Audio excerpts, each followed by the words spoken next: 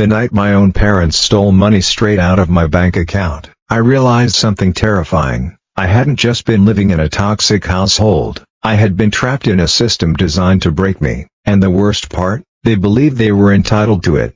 My name is Luke, I'm 26, and until just a few months ago, I was still living with my parents, not because I lacked direction, or because I was lazy and coasting through life, but because it made sense. I had a remote job that paid enough to cover my bills and still save a little each month. I wasn't a failure, I wasn't a mooch, but if you asked my father, he would have told you otherwise. He's old school, one of those men who thinks the only kind of real work is done with calloused hands and sweat dripping down your back. In his world, unless you're hammering nails on a construction site for 10 hours a day or hauling bricks until your shoulders ache, you're not really working. Sitting at a computer, that was playtime. At first, it was just small jabs at dinner, jokes that were easier to laugh off than confront. So, Luke, how many cartoons did you watch today? He'd sneer between bites of steak, or, must be nice not to have a real job. I'd force a chuckle because challenging him always led to fights. I told myself it was harmless, but it wasn't. The digs multiplied, turning every meal into a battlefield where I was the punchline. And Mom, she didn't defend me. If anything, she joined in. She'd nod and pile on with comments about how I should be more like my cousin Tyler, the salesman who bragged about his commissions like it was a personality trait. You should network more, Luke, she'd say, as if her approval depended on me copying a man I couldn't stand. For a while, I wondered if I was just being too sensitive. Maybe they simply didn't understand remote work, and that was fine. But fine turned into suffocating. Every night when Dad came home, cracked open his beer, and settled into his chair, he'd start picking at me. You're still here? Don't you ever go out?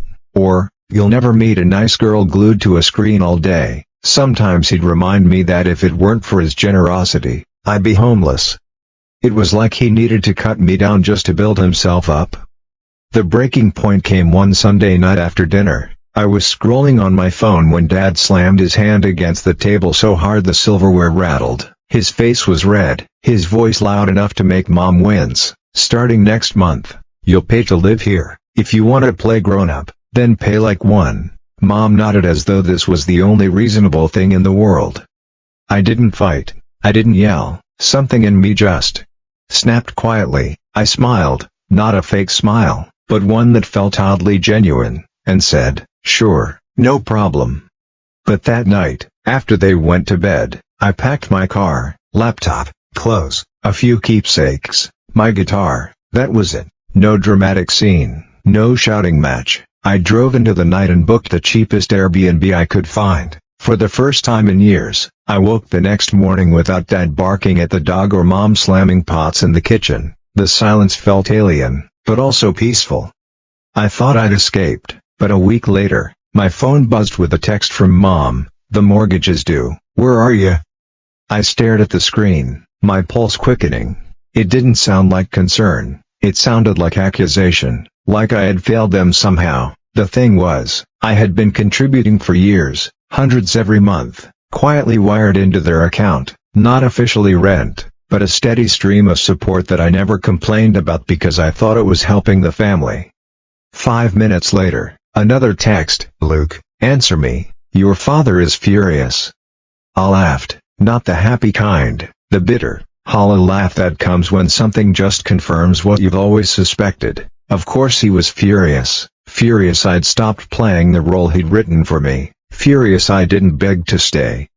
That night, another message, this time from Dad. "You think you can just walk out? You're still responsible. You live under my roof. You help pay for my roof. Don't make me take legal action."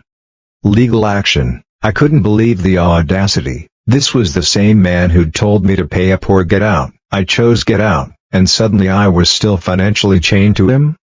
2 days later, Mom called non-stop until I finally picked up. "Luke, listen," she began in that faux soft voice she used when she wanted something. "Your father and I had to pull from savings this month because you just left. We can't keep doing that. Your brother already said he won't help." Ah, my brother, 3 years older, double my income, married with his perfect life, the golden child who never had to mow the lawn or take out the trash. The one who got laughs when he screwed up while I got lectures. And what does that have to do with me? I asked flatly. Mom sighed like she was the victim. Luke, we all have to do our part. If we lose the house, it'll be on your conscience. Those words stung like a slap. On my conscience. After years of silently funding them, they were trying to frame me as the reason they might lose the house. The messages kept coming. Your father's blood pressure is up. You're making him sick. We raised you better than this. You don't abandon family. Wire the money by Friday. They rotated between guilt, shame, and threats, testing every lever they could pull. Then one night, my brother called. Luke, man, what are you doing? You know they count on you. They don't count on you, I snapped before I could stop myself. Silence, then his voice dropped. Don't make this harder than it has to be, just send them something. That was always the story. I was the dependable one, the peacekeeper, the one who bent so the family wouldn't break, and I was done. When Mom left me a voicemail saying, if you won't contribute, we might have to sell the house. This is your childhood home. Can you live with yourself when it's gone? I nearly smashed my phone against the wall. The manipulation was endless. That night, I pulled up my bank records for the past 2 years. Every single transfer I'd made, lined up neatly, thousands of dollars, enough to cover several mortgage payments, proof that I had never been the freeloader Dad painted me as. And yet, the next morning, I got the worst blow of all, a bank notification. A large transfer had been pulled from my account into theirs. I froze, my heart raced. Fraud? No, the account it went to was my parents'. Then it hit me. A year ago, Dad convinced me to link my account for convenience. I trusted them, and they used that trust to steal over $1,000.